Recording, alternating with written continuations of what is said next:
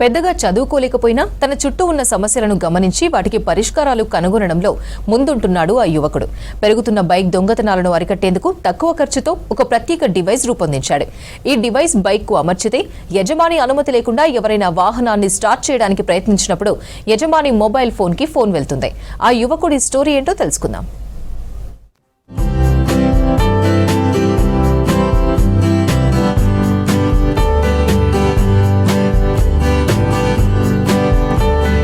సిద్దిపేట జిల్లా వర్గల్ మండలం గౌరారం గ్రామానికి చెందిన కృష్ణ చిన్నప్పటి నుంచి ఊర్లోనే పెరిగాడు. తన చుట్టూ జరుగుతున్న సమస్యలను గమనించి వాటికి సాంకేతిక పరిష్కారం చూపాలని నిర్ణయించుకున్నాడు. అయితే తాను పెద్దగా చదువుకోలేదు. ముఖ్యంగా బైకు చోరీలు పెరుగుతున్న పరిస్థితి అతనిని తీవ్రంగా ఆలోచింపచేసింది.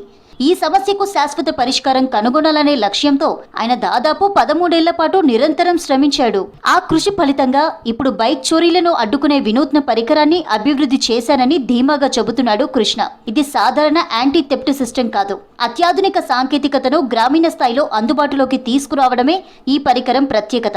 గత 3 సంవత్సరాలుగా తాను ఈ పరికరాన్ని స్వయంగా తన బైక్ పై అమర్చి ఉపయోగిస్తున్నానని, దీని పనితీరు చాలా బాగుందని చెప్తున్నాడు.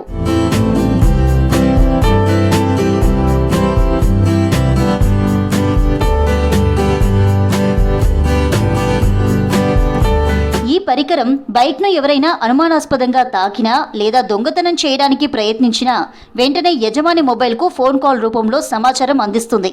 ఓనర్ ఎక్కడ ఉన్నా వెంటనే అప్రమత్తం అయ్యేలా హెల్ప్ చేస్తుంది. అంతేకాదు, ఒకవేళ దొంగ బైక్ను తీసుకువెళ్లినా కూడా కృష్ణ తయారు చేసిన ప్రత్యేక రిమోట్ ద్వారా బైక్ ఇంజన్ను వెంటనే ఆపేయొచ్చు.